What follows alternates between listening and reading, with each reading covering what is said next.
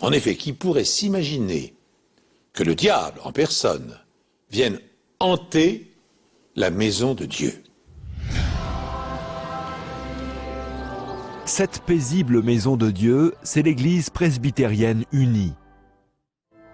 Chaque dimanche matin, elle ouvre ses portes aux fidèles de Walsey dans le Dakota du Sud.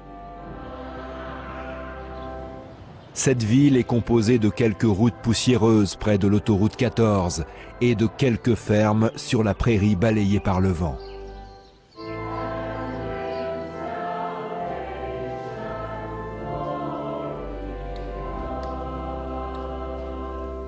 Le pasteur de cette congrégation est le révérend Bill Guthrie. Il vit avec sa femme Sharon dans le presbytère, juste à côté de l'église. C'était un très bon pasteur, très instruit pour tout ce qui concernait la Bible. Sharon Guthrie aide son mari aux œuvres de l'église. Elle faisait le catéchisme aux enfants avant le sermon. Elle leur racontait une histoire et les renvoyait s'asseoir avec un paquet de bonbons. Les Guthrie attendaient avec impatience le mariage de leur seconde fille, Jenna Lou. Mais Sharon Guthrie ne verra jamais ce jour. Juste après l'aube du 14 mai 1999, le révérend Guthrie appelle une ambulance. Il a trouvé sa femme inconsciente dans la baignoire.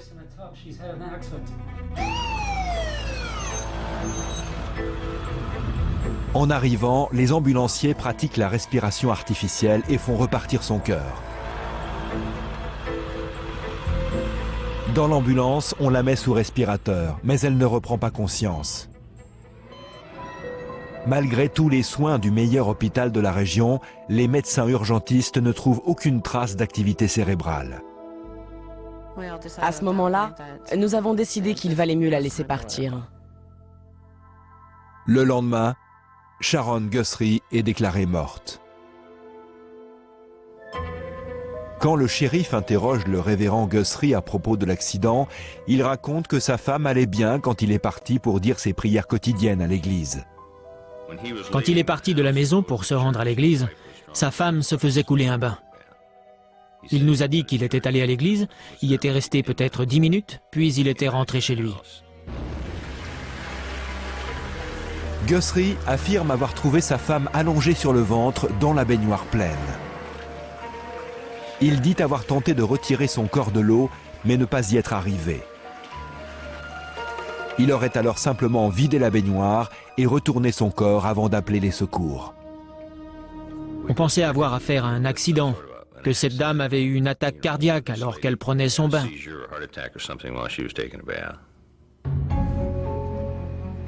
Le docteur Brad Randall pratique l'autopsie et ne trouve aucun signe de traumatisme ou de maladie.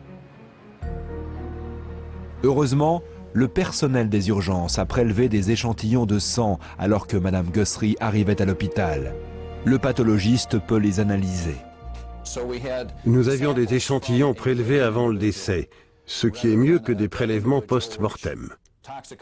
La toxicologie est plus difficile à pratiquer sur un cadavre que sur un être vivant. Nous avons eu de la chance d'avoir ces échantillons. Les prises de sang révèlent la trace de 3 médicaments dans le corps de Sharon. 2 d'entre eux, présents en quantité relativement faible, lui ont été prescrits. Ce n'est pas le cas du 3e. Le 3e médicament était du temazepam. C'est un benzodiazépine qui était présent en très grosse quantité. Ce n'est pas un médicament qui provoque habituellement des surdoses fatales. Le temazepam est un sédatif. La dose retrouvée dans le corps de Sharon suffit à rendre quelqu'un inconscient, même si Randall ne sait pas avec certitude combien de cachets ont été ingérés. Sûrement entre 5 et 10 à peu près, voire plus. Le docteur Randall considère que la cause de la mort est la noyade. La surdose de temazepam est un facteur qui y a contribué. 3 mois après la mort de Sharon Guthrie, sa fille Jenna Lou décide de maintenir la cérémonie de son mariage. J'en ai parlé à mon père, à ma famille, pour savoir ce qu'ils en pensaient. J'en ai aussi parlé à mon mari. Et nous avons décidé que c'était ce que ma mère aurait voulu. C'est même mon père qui a célébré le mariage. Pendant ce temps, l'inspecteur Jerry Lindbergh est chargé d'enquêter sur la mort de Sharon Guthrie. Malheureusement, le lieu de la noyade n'a pas été préservé intact pour la police. Puisqu'elle était vivante lorsqu'elle a été amenée à l'hôpital, on avait laissé ouvert. Les indices ont été détruits parce que des voisins attentionnés sont venus nettoyer. Mais les enquêteurs découvrent d'où vient le thémazépam retrouvé dans le corps de Sharon. Il avait été prescrit à son mari, Bill. Bill Guthrie pense que sa femme a dû prendre les pilules pendant une crise de somnambulisme. Mais les 3 filles n'ont jamais constaté que Sharon était somnambule. Et la police trouve quelque chose de suspect. Quelques semaines avant la mort de Sharon, Bill Guthrie va acheter son thémazépam sur ordonnance à une pharmacie. Puis il va ensuite dans une autre pharmacie en leur disant qu'il a perdu ses pilules pour en obtenir d'autres. Sharon! Les vêtements que portait Bill le matin de la mort de Sharon posent un autre problème. Bill dit au shérif qu'il a essayé de sortir sa femme de la baignoire lorsqu'il l'a trouvée. Mais des témoins affirment que les vêtements de Bill étaient complètement secs lorsque l'ambulance est arrivée. Il était sec. Or, quand on passe un moment à tenter de sortir un corps de l'eau, on se mouille. Parvenus à ce point de leur investigation, les enquêteurs retiennent 2 éléments troublants à l'encontre du pasteur Guthrie. Pour quelle raison s'est-il procuré de fortes doses de thémazépam, ce médicament qui combat l'anxiété, l'insomnie et les spasmes? Et pourquoi des traces significatives ont-elles été retrouvées dans l'organisme de son épouse? Comment expliquer d'autre part que les vêtements que portait le pasteur n'aient pas été mouillés alors qu'il prétend avoir essayé de porter secours à sa femme quand elle était immergée dans la baignoire? Guthrie a-t-il une quelconque responsabilité dans le drame? Peu après, la police recueille une nouvelle information qui conforte ce doute. Les enquêteurs apprennent également que le pasteur avait ses secrets. Une maîtresse dans le Nebraska. Tout le monde le savait dans cette ville avant qu'il vienne ici. C'est d'ailleurs sûrement pour ça qu'il était venu à Walsey. Je la connaissais déjà dans le Nebraska. J'étais au courant que maman ne l'aimait pas, mais je ne savais pas pourquoi. La maîtresse de Guthrie est un membre très actif de son ancienne église du Nebraska. Cette liaison avait continué même après le déménagement de Guthrie dans le Dakota du Sud. Quand il accepte le poste à Walsey, Guthrie dit au conseil de l'église qu'il doit rentrer souvent dans le Nebraska pour consulter un médecin car il est impuissant. Je crois même qu'il lui remboursait ses trajets. Je t'aime aussi. Et il n'a jamais consulté. Il allait là-bas pour suivre sa liaison. Mais la maîtresse de Guthrie finit par se lasser de leur histoire clandestine. Il ne faisait que faire l'amour, d'après ce qu'elle m'a dit. Il restait enfermé, il ne pouvait pas sortir dîner ni aller au cinéma. Elle en avait assez, elle voulait davantage. Alors elle lui a mis la pression, mais il n'a pas réagi et finalement elle l'a quitté en janvier. Rien n'indique que Bill Guthrie soit impuissant. Pas d'après ce qu'elle nous a dit. Visiblement, tout fonctionnait parfaitement et il en profitait bien. Les enquêteurs considèrent maintenant Bill Guthrie comme un suspect dans la mort de sa femme. Mais l'adultère et la fraude à l'ordonnance ne signifient pas qu'il y a eu meurtre. La police convainc la fille aînée de Bill, Suzanne, de chercher à savoir si son père a joué un rôle dans la mort de sa mère. Elle accepte de tenter de le faire parler avec un micro dissimulé. Je pensais qu'étant sa fille, je pourrais le supplier d'être honnête avec moi. I need to know some answers. Okay, ask. You had an affair. No. Where did you hear that? I've heard it from everybody, Dad. They have a lot on you, Dad. And I need to know the truth in all of this. I'm on your side. I don't want to think that you've done the things that you've done. What do you think that I did? They think you did, Mom. There's medicine missing. I don't know anything about medicine that's missing. Et il a tout nié en bloc. Sa liaison et l'histoire des médicaments. Fin juillet, les enquêteurs confisquent l'ordinateur de l'église pour voir si les échanges d'emails entre le pasteur et sa maîtresse du Nebraska indiquent quelque chose. Ils ne révèlent rien. Mais la police se demande si le disque dur de l'ordinateur ne contient pas des informations. Judd Robbins est un expert en informatique de la police. D'après lui, les utilisateurs ne savent pas réellement comment fonctionne un ordinateur. L'erreur la plus répandue, c'est de croire qu'on peut effacer des données en demandant simplement à son logiciel de le faire. C'est faux. C'est parce qu'appuyer sur la touche supprimée ne fait qu'indiquer au système que la mémoire occupée par le fichier est maintenant disponible et réinscriptible. Dans l'espace, il y a des traces résiduelles de l'existence de toute chose. L'équivalent informatique, c'est une indication qu'il y avait quelque chose à cet endroit. Si on arrive à trouver ces traces de données avant que l'espace ne soit réattribué à un nouveau fichier,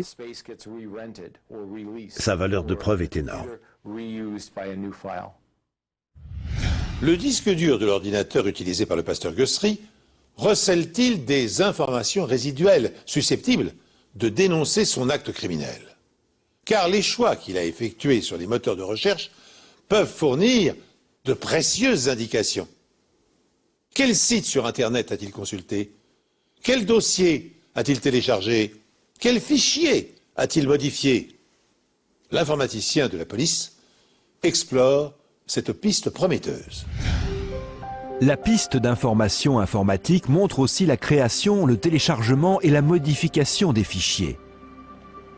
Robbins utilise un logiciel spécial pour rechercher dans le disque dur des fichiers en rapport avec Temazepam.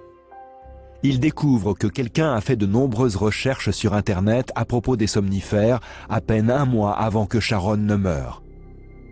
On avait aussi téléchargé de nombreux articles sur le Temazepam, le somnifère trouvé dans le corps de Sharon. Le Temazepam est le seul somnifère vendu en capsule. On peut l'ouvrir et vider la poudre pour la mettre dans quelque chose. Et Robbins trouve autre chose sur le disque dur, peut-être un indice supplémentaire. Je ne savais pas comment elle était morte. J'ai appelé Mike pour me renseigner. Pourquoi? Et il me dit, il y a beaucoup d'informations sur des accidents de baignoire. Et je lui ai dit qu'elle s'était noyée dans sa baignoire. Ces recherches ont été effectuées un mois avant la mort de Sharon. La dernière date du 27 avril. Et elle est morte en mai.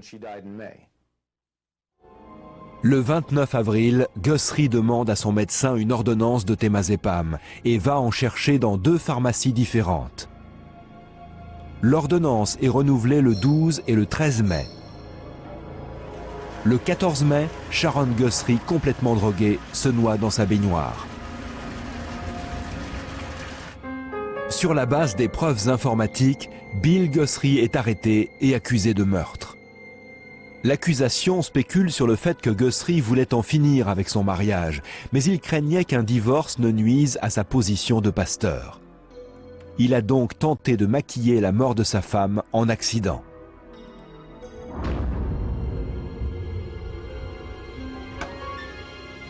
Et il a tenté de le faire en ajoutant une dose massive de drogue dans son chocolat au lait. Elle en buvait tous les jours. C'était ce qu'elle préférait. Elle adorait ça. Le procureur croit que le matin de la mort de sa femme, Bill Guthrie a mis le Temazepam dans le chocolat au lait de sa femme. Puis, il lui a apporté au lit avant de partir à l'église.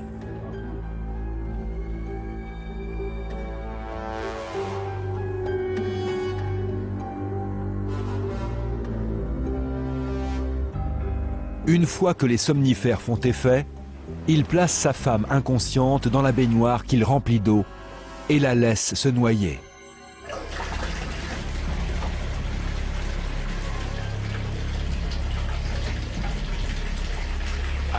Je pensais notre dossier solide, mais nous n'avions que des preuves indirectes. Mais Jenalu Simpson ne croit toujours pas que son père soit coupable. Elle dit que sa mère avait pris une forte dose de Benadryl, un antihistaminique, quelques semaines avant, et avait dû voir un médecin. Je pensais que c'était accidentel. Elle l'avait déjà fait avec le Benadryl et encore avant avec de l'homéopathie. Je pensais qu'elle l'avait refait pour qu'on s'intéresse à elle. Les gens qui, d'ordinaire, remplissent les bancs de l'église pour écouter prêcher Bill Guthrie, remplissent maintenant les bancs du tribunal du comté de Biddle. C'était plein tous les jours. Les gens venaient à 7 heures du matin pour être sûrs d'avoir une place. Le procureur Mike Moore croit en son dossier. Puis, il a le choc de sa vie. Lors de son procès pour meurtre, Guthrie révèle que plusieurs semaines après sa mort, il a trouvé une lettre d'adieu de sa femme. Pour une raison inconnue, elle était cachée dans un livre de prière dans le bureau de son mari. Ça vous inspire un tas de trucs. On est choqué, bouleversé. La lettre est tapée à l'ordinateur mais n'est pas signée. Elle date du 13 mai 1999, le jour avant la mort de Sharon, et est adressée à sa fille. Chère Suzanne, je suis désolée d'avoir gâché ton mariage. Ton père m'a dit que tu craignais que je puisse gâcher aussi celui de Jenalu. Je ne serai plus là, donc tranquillise-toi. Tu comprendras quand la cérémonie sera finie. Je vous aime, maman. Cette lettre va-t-elle disculper le pasteur Guthrie? Va-t-elle apporter la preuve irréfutable que Sharon ne s'est pas noyée accidentellement ou qu'elle n'a pas été assassinée par son mari, mais qu'elle s'est suicidée? Les enquêteurs sont dubitatifs, car la lettre a été rédigée sur un ordinateur. Elle n'est pas signée. Et elle fait référence à un incident mineur qui s'était produit quelques années plus tôt lors du mariage de Suzanne, sa fille aînée. Est-ce une raison suffisante pour se donner la mort? La lettre parle d'un petit incident lors du mariage de Suzanne quelques années avant. Le procureur demande à Judd Robbins, l'expert en informatique de la police, de réexaminer le disque dur de l'ordinateur de l'église pour voir s'il peut trouver des traces de la lettre d'adieu.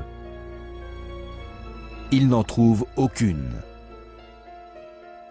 Cindy Horton, l'expert en empreintes digitales, vaporise de la ninidrine, un produit chimique, sur la lettre.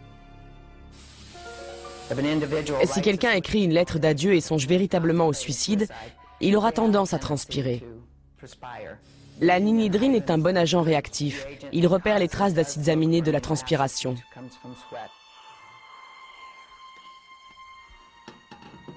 La vapeur d'un fer à repasser accélère le processus et révèle de nombreuses empreintes. La personne qui a manipulé cette lettre transpirait abondamment. Je ne sais pour quelle raison. Bill Guthrie dit avoir transmis la lettre directement à son avocat, mais les empreintes ne correspondent ni à celles de Guthrie ni à celles de l'avocat. Il est impossible de savoir si ce sont celles de Sharon, puisqu'on n'a jamais pris ses empreintes, même à l'autopsie. Mais si la lettre a été tapée sur un ordinateur qui n'est pas celui de l'église, où a-t-elle été rédigée? La police découvre que Guthrie possède un autre ordinateur qu'il a donné à sa fille et à son gendre peu avant le procès. Il le confie au procureur général. Nous, on voulait simplement découvrir la vérité, ce qui s'était passé exactement. Prouver sa culpabilité ou son innocence, c'était leur problème. Judd Robbins examine le disque dur de cet autre ordinateur. Dessus, Robbins découvre un fichier intitulé Sharon. Le texte principal est effacé, mais la dernière phrase est la même que celle de la lettre et le fichier porte la même date, le 13 mai. Les deux documents portent la même erreur typographique, c'est-à-dire aucun espace entre la virgule et l'année. Les marges étaient les mêmes. La police était la même. Les mots étaient les mêmes. Le fichier a été créé en août, 3 mois après la mort de Sharon. Robbins trouve une preuve que la lettre a été rédigée par Bill Guthrie.